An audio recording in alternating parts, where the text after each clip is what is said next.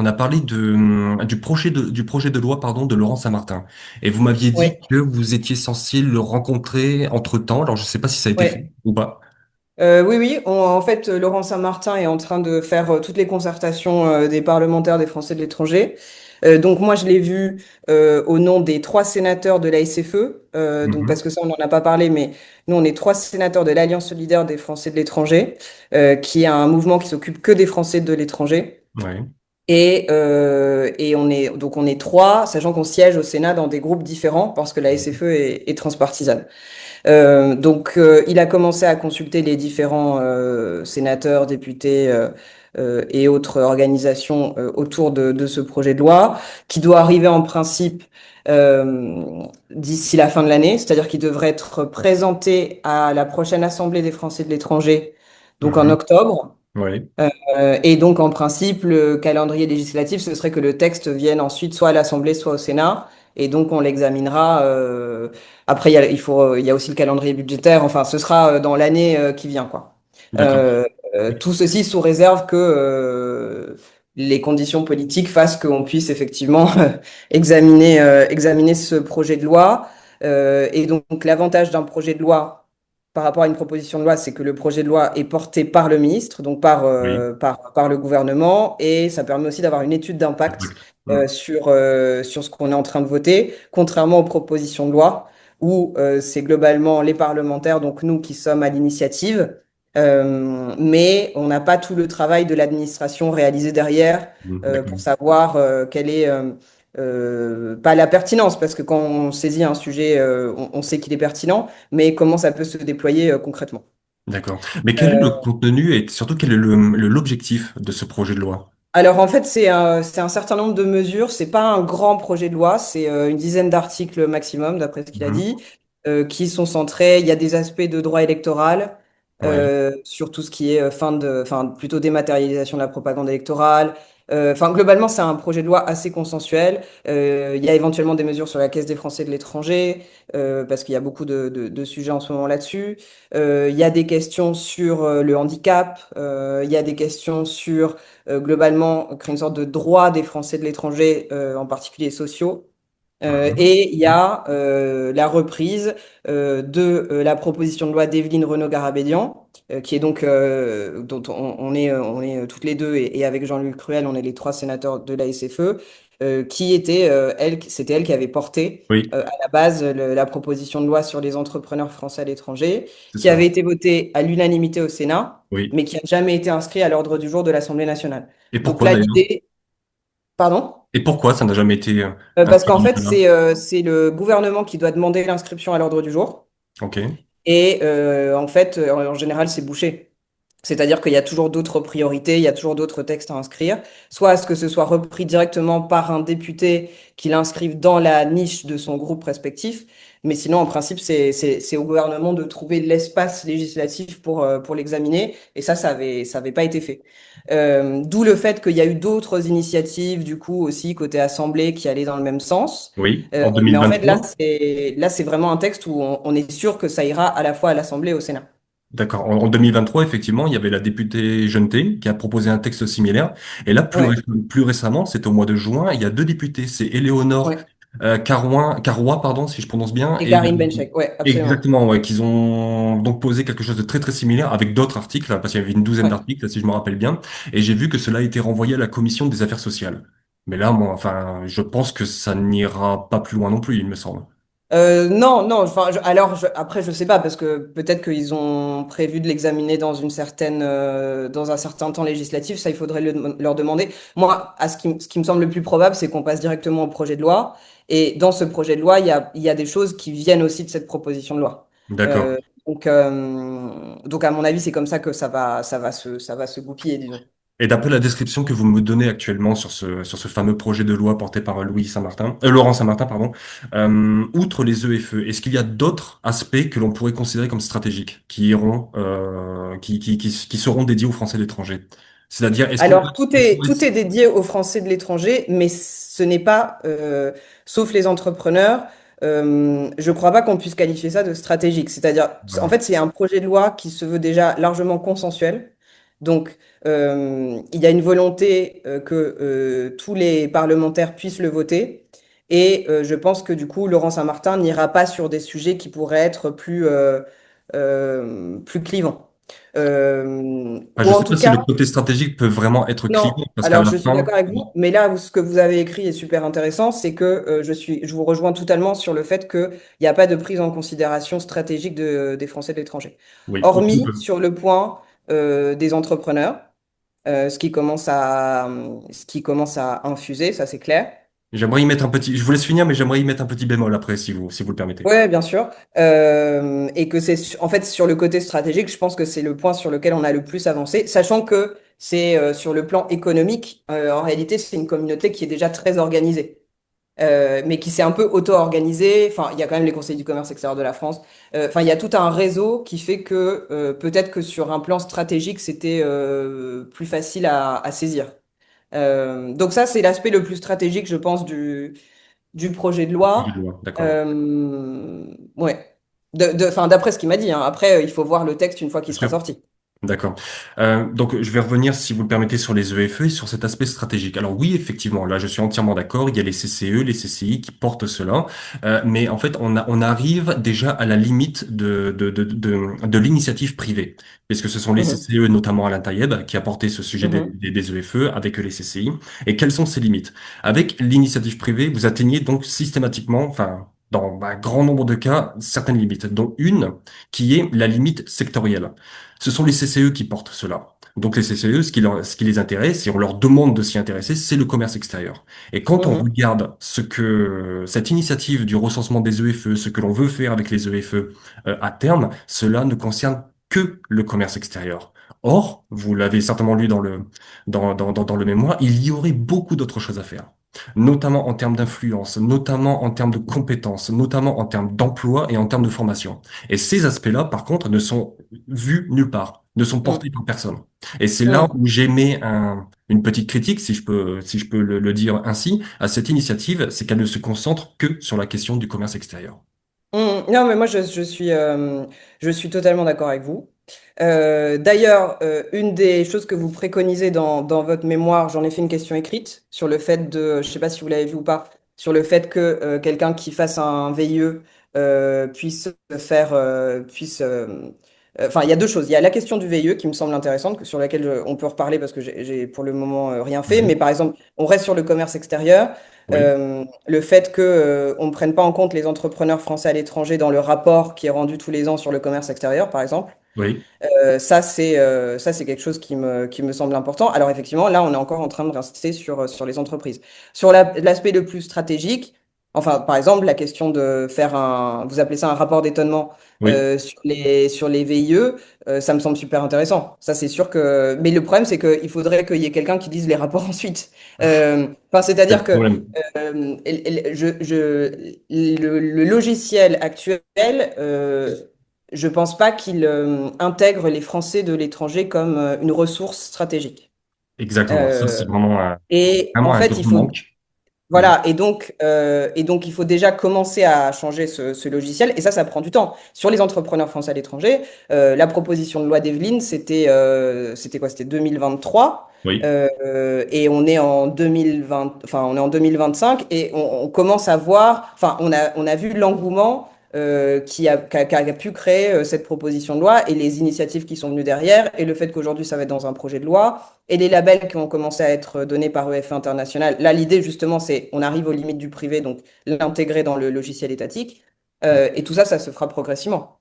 Ça ne veut pas dire que la bataille est perdue, hein, pas du tout, hein. Moi, je pense que de toute façon, comme on est dans un contexte budgétaire où il y aura de moins en moins de moyens en réalité, aussi bien sur la diplomatie, aussi bien sur tout ce qui est action extérieure de la France et de manière générale sur les comptes publics, les Français de l'étranger sont aussi un capital humain qui est déjà présent dans tous les pays du monde et que je pense qu'on pourra commencer à mieux exploiter, entre guillemets, c'est-à-dire se rendre compte de la richesse que ça signifie. Pour oui, ça, il faut clairement une volonté politique. tout à fait. Euh, Ça, la donc, volonté politique est indispensable. L'action politique sera indispensable. L'action gouvernementale, à mon humble avis, sera indispensable. Parce que quand on regarde les organisations diasporiques dans d'autres pays, c'est très, très souvent à l'initiative de l'État.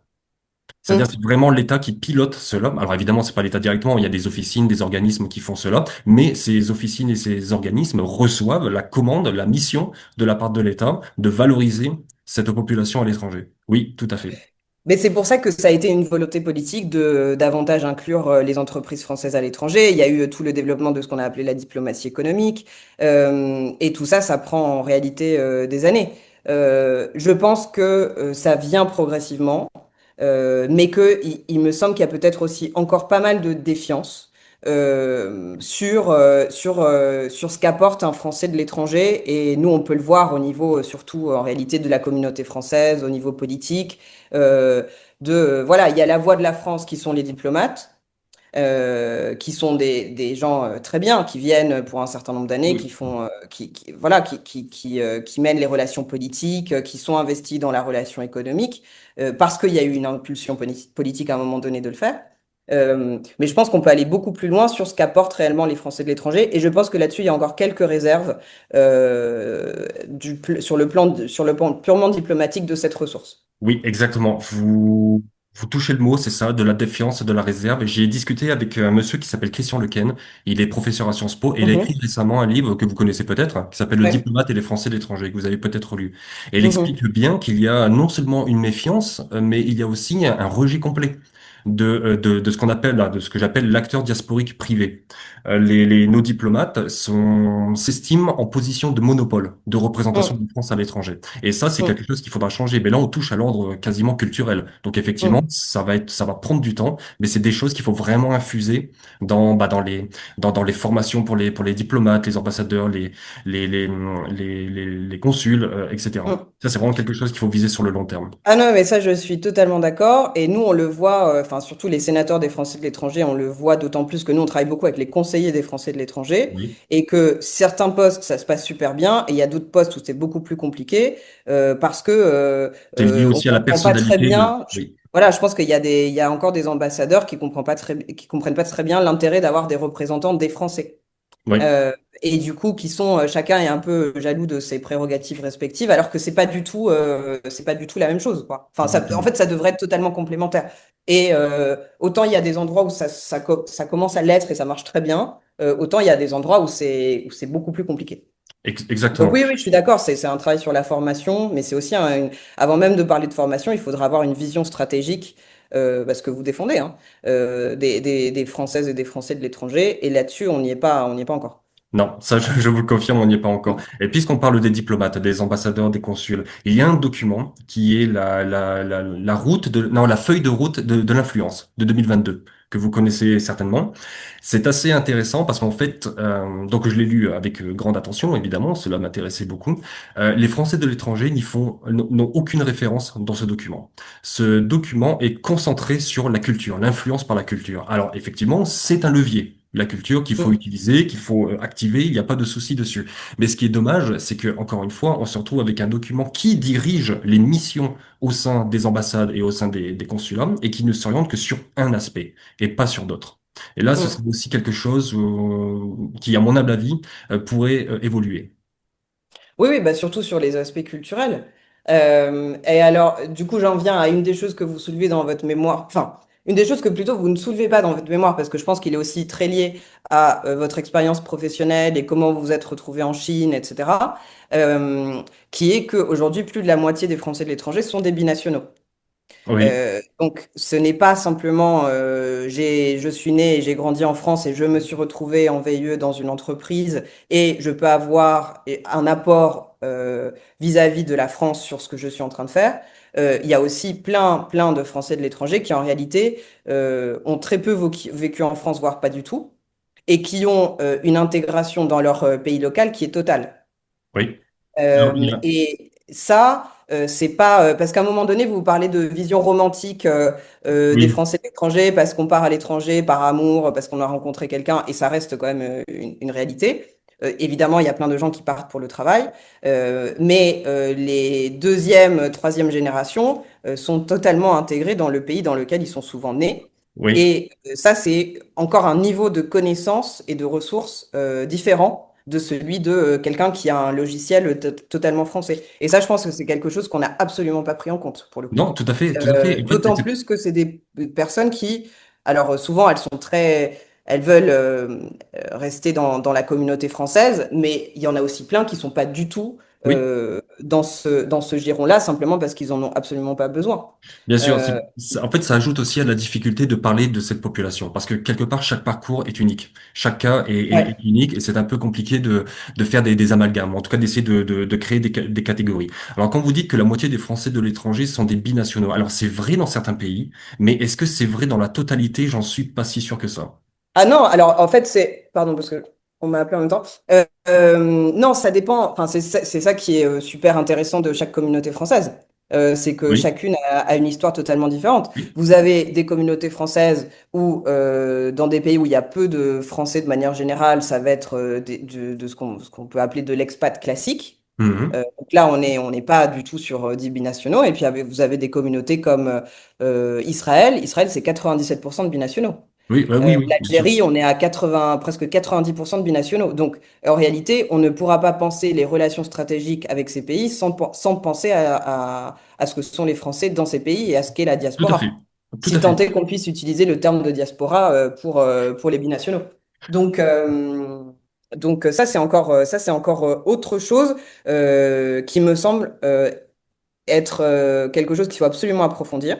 Oui. Alors évidemment, moi je le dis d'autant plus que je suis binationale. Donc moi je suis née en Argentine. Donc comme vous faites en fonction de ce que vous avez vécu, évidemment moi je vais avoir un prisme en fonction de ce que moi j'ai vécu et je connais. Mais je pense que si on veut réfléchir de façon stratégique, il faut absolument le prendre en compte à un moment donné. Tout à fait, c'est encore quelque chose qui reste à étudier. Alors le travail que j'ai effectué, j'ai essayé de le faire de la manière la plus neutre possible. Alors forcément, on est toujours un peu influencé par son vécu, par ses expériences, mais j'ai vraiment essayé de m'extirper de cela pour essayer de parler de cette population avec un œil extérieur. Mm. En ce qui concerne les binationaux, donc en fait, il y a deux choses avec les binationaux. La première chose, c'est le terme de diaspora. Vous vous posez la question si on peut l'utiliser. Alors ça, c'est un problème qui est vraiment franco-français, hein. C'est en France, Mm. on a du mal avec le terme diaspora. Il y a un certain nombre de pays, un grand nombre, la majorité des pays qui n'ont aucun problème avec ce mot. Nous, en France, on se sent illégitime à utiliser le terme de diaspora pour plein de raisons. Déjà parce que le phénomène de diaspora, si on accepte le mot, est encore très récent en France. Finalement, ça fait seulement une trentaine d'années qu'on a vraiment une population qui commence à être conséquente à l'extérieur.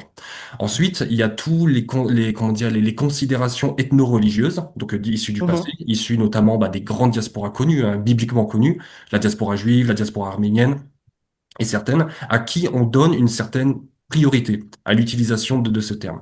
Mais il faut, selon moi, il faut vraiment oublier cela, parce que l'utilisation anglo-saxonne du terme diaspora ne rend compte que de la dispersion d'un peuple. Toutes les autres Mm. considérations ne sont pas prises en compte. Et moi, j'utilise à dessein ce terme parce que je le vois comme un signal à donner aux Français de l'étranger en disant attention, vous n'êtes entre guillemets plus que des Français de l'étranger, vous êtes une diaspora.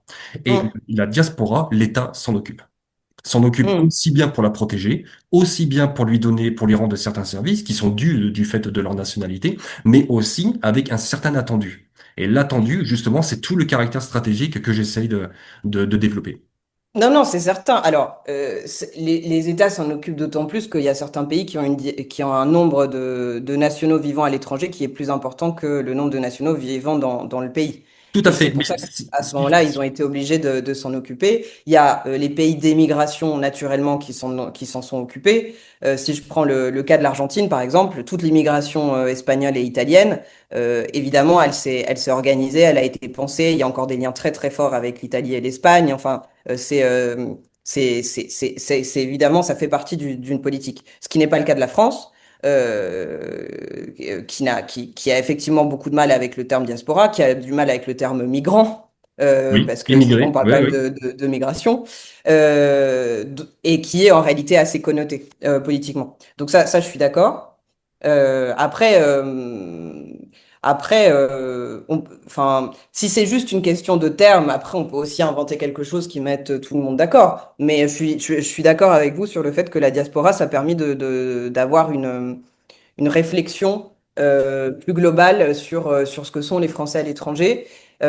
qui n'est politiquement pas du tout situé sur les enjeux actuels, hein. C'est-à-dire que Non, ici, en France, on considère encore que les Français de l'étranger, c'est des expats classiques, quoi, qui partent pour des grandes entreprises. On a beaucoup de mal à faire comprendre à nos collègues que les Français, ils peuvent être avec des contrats de droit local, en situation précaire. Euh, c'est, on n'a pas, enfin, politiquement, je pense pas qu'on ait encore réussi à démontrer ce qu'était toute la diversité et toute la richesse des Français de l'étranger oui. aujourd'hui. Oui, exactement. Là, vous avez dit beaucoup de choses. Je vais essayer de tout retenir parce que j'aurais des éléments à ajouter. En ce qui concerne, je reviens sur les binationaux. En fait, c'est pour ça que Mm, le terme de diaspora est important parce que si on veut garder, c'est les binationaux. Surtout les garder, et j'ai envie de dire, parce que on se bat quelque part avec la deuxième nationalité. On mhm. peut dire ça comme ça. Si on a envie de les garder, justement, la politique diasporique est importante. Elle doit être menée, elle doit être activée, elle doit être organisée et elle doit être surtout continue. Ça, c'est très important. Mm. Par contre, il y a le revers de la médaille, c'est que vous pouvez très bien avoir des Français de l'étranger, c'est-à-dire des personnes qui ont la nationalité française avec une autre nationalité, donc des binationaux, mais qui ont une appointance plus forte vers l'autre pays, par exemple. Et là, c'est des choses aussi, il faut faire attention, parce qu'on peut entrer, surtout si on rentre dans des sujets un peu sensibles, Économique. dans des Mm. sujets de renseignement, ce genre de choses, sans entrer dans Oui, mais des actions les illégales. sujets de renseignement et les sujets d'intelligence économique, c'est une très faible part de ce que vont être les Français à l'étranger. Donc je suis d'accord. Mais cette histoire de conflit de loyauté entre deux nationalités, à moins qu'on soit en train de travailler précisément dans le renseignement ou dans des secteurs d'activité industrielle proches de ce que sont les industries de souveraineté, de l'armement, enfin de questions comme ça, euh, enfin, on le vit pas quand on est binational comme un conflit de loyauté, ou en tout cas, on devrait pas, parce que le nombre de binationaux ne va faire que croître, parce qu'on est dans un monde globalisé, parce que les gens bougent, parce que les gens se rencontrent. Et ça m'est arrivé il y a encore pas longtemps, d'ailleurs, il y a pas plus tard qu'une dizaine de jours, sur un forum, de me faire interpeller en disant oui, les sénateurs ne devraient pas être binationaux. Mhm. Parce que voilà, soit on est français, soit on est autre chose. Euh, Sauf que je représente les Français de l'étranger en fait. Donc en fait, non, enfin je suis pas d'accord. Déjà, c'est pas parce que je suis binationale que je suis moins française. Euh, Après, il y a plein de questions de choix de vie, voilà. Mais c'est une réalité aujourd'hui que plus de la moitié des Français de l'étranger sont binationaux. Et si on veut qu'ils le restent, ou en tout cas si on veut que ce soit des ressources au sens stratégique, j'entends pour demain, Oui, il faut les garder dans le giron, quoi. Il faut c'est surtout pas les ça. perdre, parce que sinon, en deux, trois générations, vous les avez perdus parce qu'ils parlent C'est plus de ça. Mhm. français, La parce qu'ils ont dénationalisation. pas, parce que pas tout le monde n'a pas les moyens d'aller au lycée français, que les bourses ont des critères qui parfois ne conviennent absolument pas à ce que va être la classe moyenne, y compris la classe moyenne basse. Et en fait, même pas, en une génération, c'est des personnes qui seront français sur le papier, qui C'est auront tout. le passeport, mais c'est tout. C'est ça. C'est ça.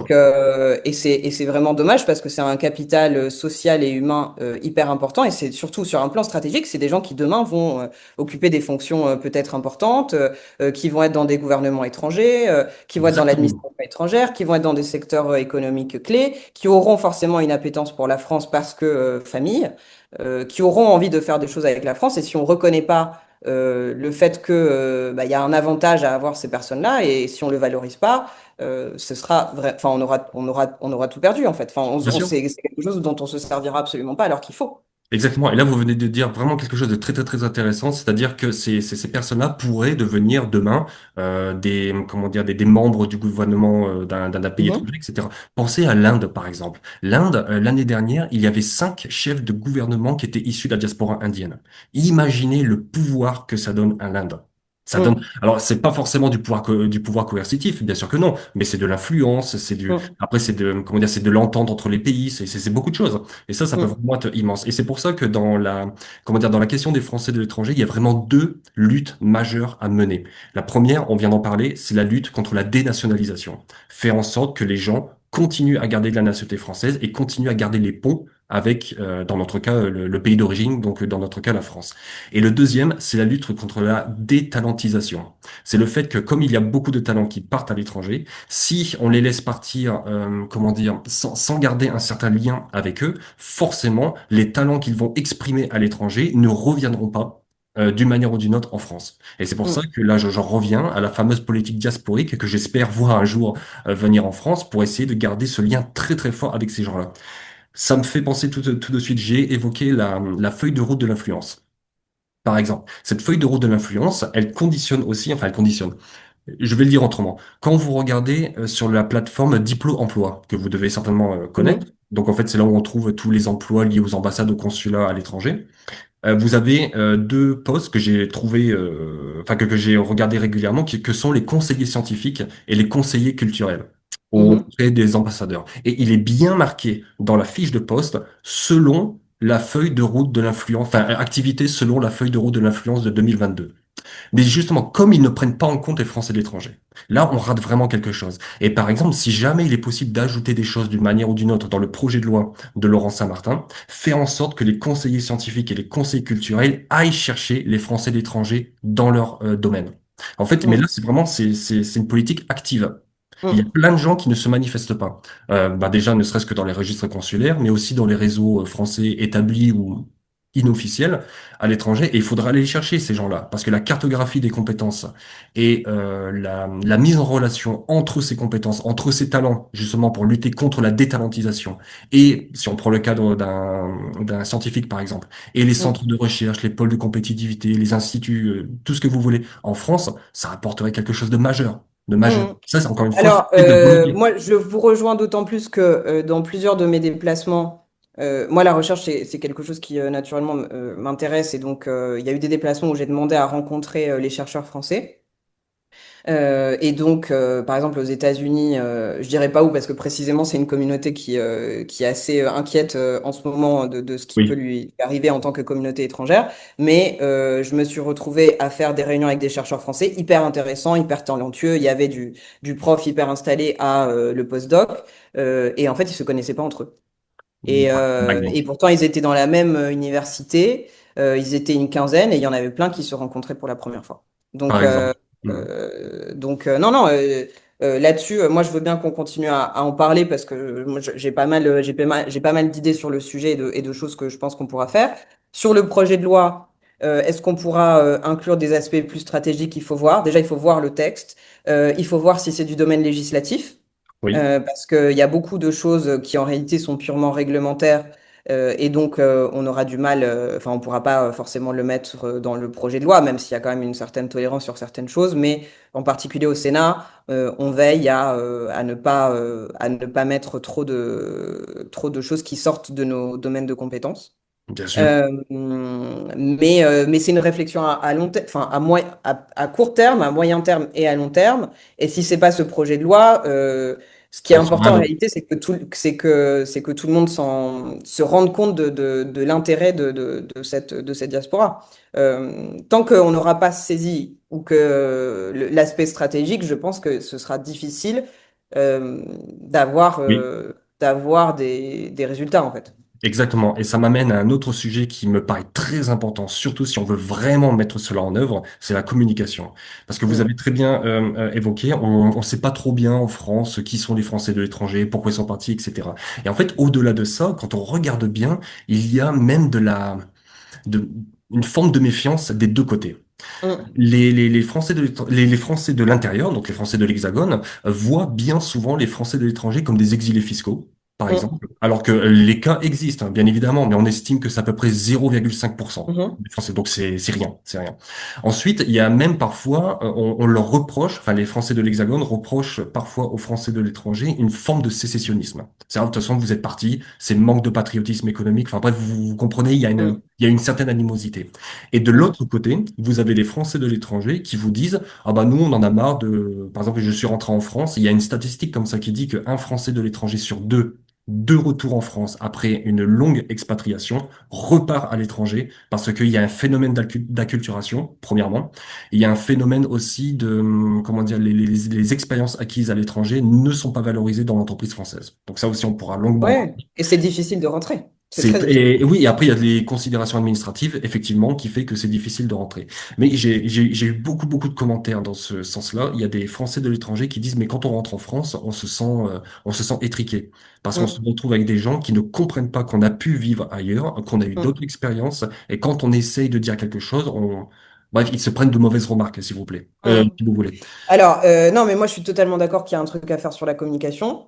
Après, je pense que les premiers à pouvoir, comment dire, battre en brèche ce cliché sur les Français de l'étranger, c'est justement les Français qui sont à l'étranger qui rentrent pendant l'été. Enfin, ou qui rentrent à un moment donné, qui parlent à leur famille, qui parlent aux amis de la famille. euh, et, euh, et je pense qu'il y a beaucoup de fantasmes sur ce que Ah c'est oui, oui, bien sûr. être un Français qui vit à l'étranger, pourquoi on y est, qu'est-ce qu'on fait, qu'est-ce que ça veut dire. Euh, Si, mais, parce que mais le, c'est comment dire, précisément déjà par vous, par nous, que ça passe. oui, aussi. Aussi. Mais vous l'avez très bien dit, on a encore en tête l'image de l'expatrié. Et en fait, l'image de l'expatrié, c'est quoi? C'est un grand cadre qui sirote des cocktails sur les plages de Bali. Voilà, en fait, c'est ça, en fait. Et c'est quand même resté un peu dans les mentalités. C'est tout à fait vrai. Et donc, c'est quelque chose qu'il faut vraiment lutter pour. En fait, c'est presque un, comment dire, il faut presque lancer un, comment je vais appeler ça, un mouvement de réconciliation, si je peux appeler ça comme ça, entre les deux populations, ceux de l'intérieur et ceux de l'extérieur. Ça fait partie aussi de la stratégie diasporique à mener. Non, je suis totalement d'accord. Mais en attendant l'existence d'un ministère de la diaspora, ce qui est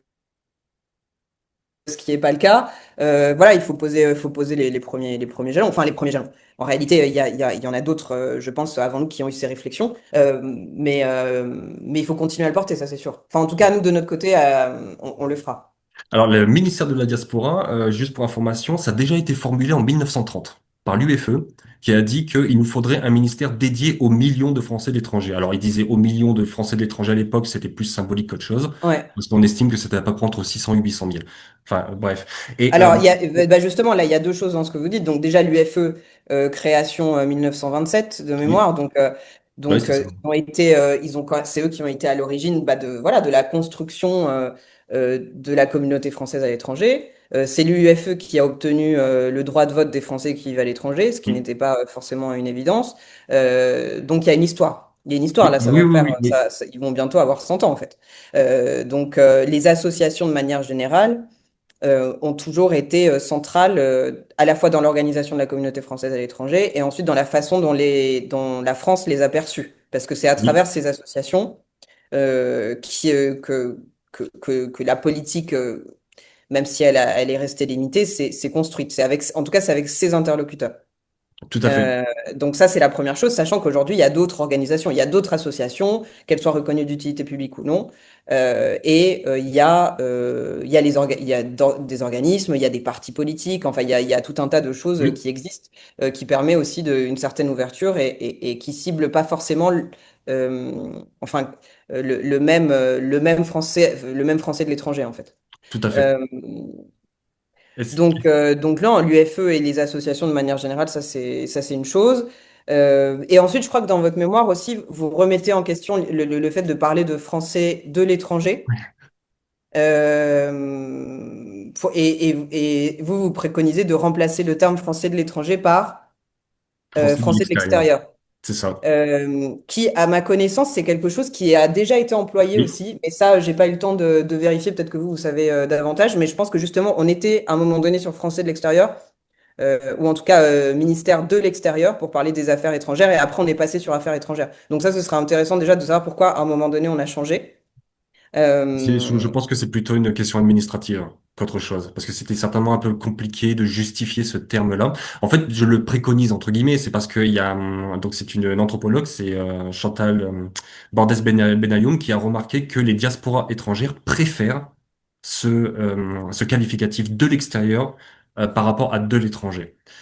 Pourquoi? Parce que de l'extérieur supprime une certaine opposition que le terme de l'étranger induit. Parce que quand vous parlez quelqu'un de l'étranger, bah, il y a une forme d'opposition. Moi, je suis national, toi, tu es de l'étranger. hmm, Et justement, ça supprime cette opposition et je suis simplement de l'extérieur. Donc, en fait, on supprime l'opposition pour simplement rendre compte de la position géographique. C'est tout. ouais.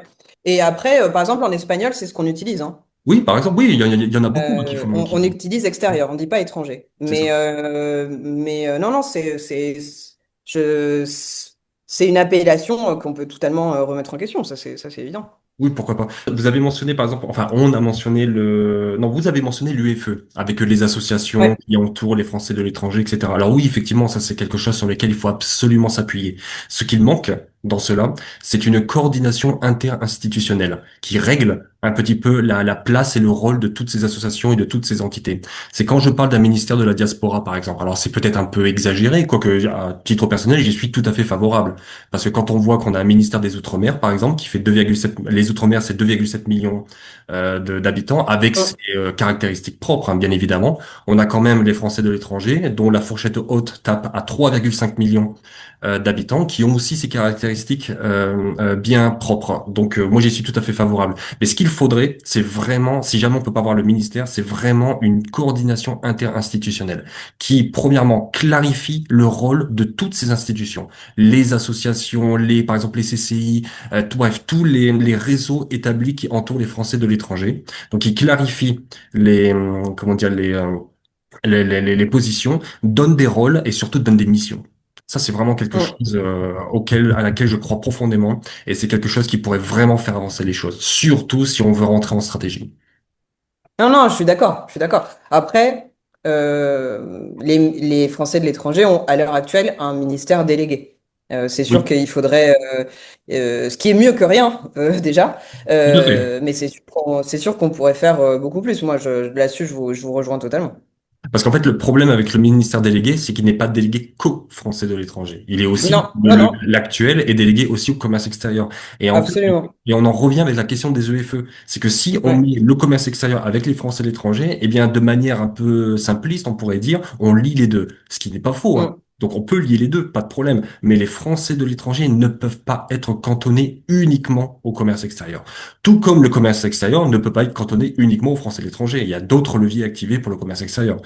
Bien Donc sûr. de là vient le problème à mon humble avis. Et quand on regarde tous les écrits, ça je pense très bien le dire dans le mémoire, hein, tous les écrits qui sont produits de la part des administrations, des politiques sur les Français de l'étranger, on en revient à deux considérations qui sont les considérations administratives et électorales. Les considérations stratégiques sont complètement, Mm. je vais pas dire, Non, je suis sont laissées en d'accord. jachère. Alors, il y a un sujet qui en réalité rejoint les trois, que ce soit administratif, politique ou stratégique, qui est l'inscription au registre des Français de l'étranger. Oui, C'est-à-dire que tant qu'on oui, aura un Français sur deux qui s'inscrit au registre, on aura beau dire qu'en réalité il y en a le double, bah, ce sera en réalité écrit nulle part. tout à fait Donc, raison. Oui, et même le fait de se sentir diaspora, de se considérer comme quelqu'un de la diaspora française, ça passe aussi par un acte de rattachement à la communauté française et donc de s'inscrire au registre des Français de l'étranger.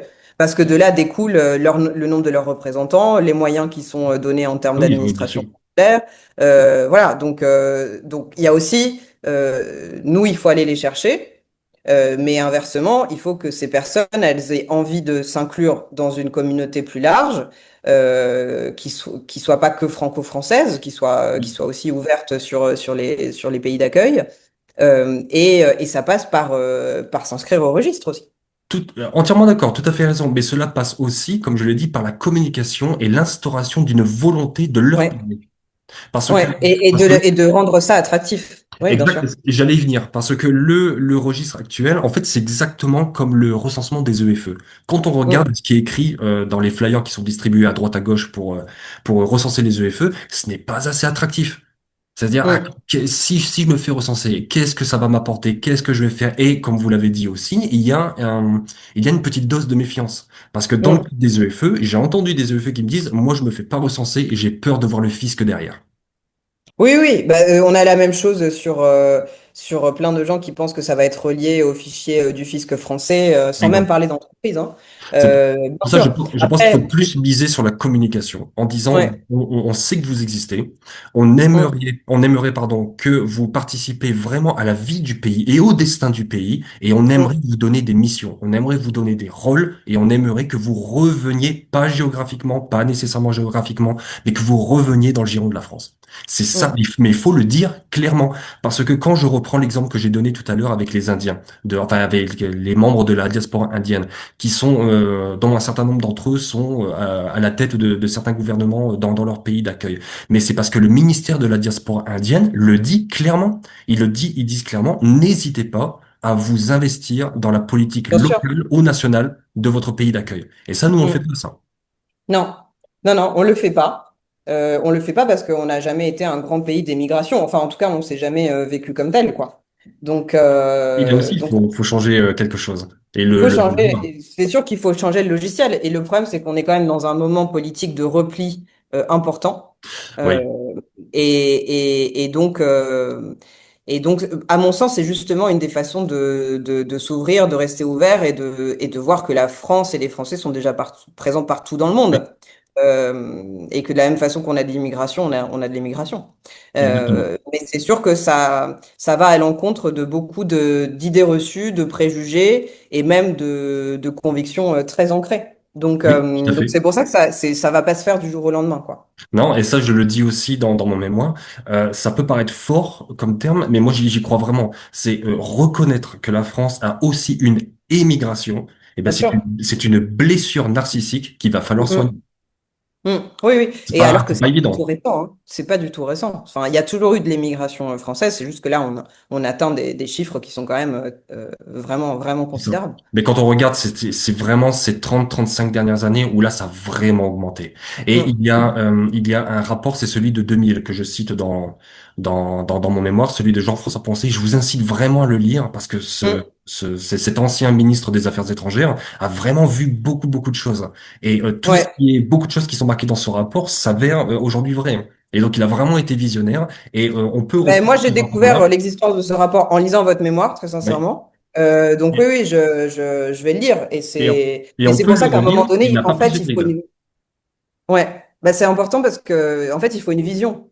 Oui, Et si on n'a pas de vision de la communauté française à l'étranger, on fera que des petites mesures et ce sera au cas par cas, alors qu'il y a un potentiel qui est énorme. bah, ça fera un super mot de la fin parce que je crois que vous avez autre chose, enfin à 12h30, vous avez un autre rendez-vous si j'ai bien compris. Oui, mais je reste à disposition pour en reparler, pour voir Très comment on peut volontiers, avancer là-dessus. très volontiers. En tout Et, cas, je pense je, qu'on partage largement à la fois l'analyse et à la fois l'objectif. oui. Bon, bah, Maxime, bonnes vacances. Bah, merci Et beaucoup encore une fois, merci pour votre temps, hein, j'apprécie énormément. non, non, c'est normal. Bah, moi aussi, hein, c'est des sujets qui m'intéressent énormément. Donc c'est la moindre des choses. D'accord, très bien. À très bientôt. À bientôt, bonne journée. Au revoir. Au revoir.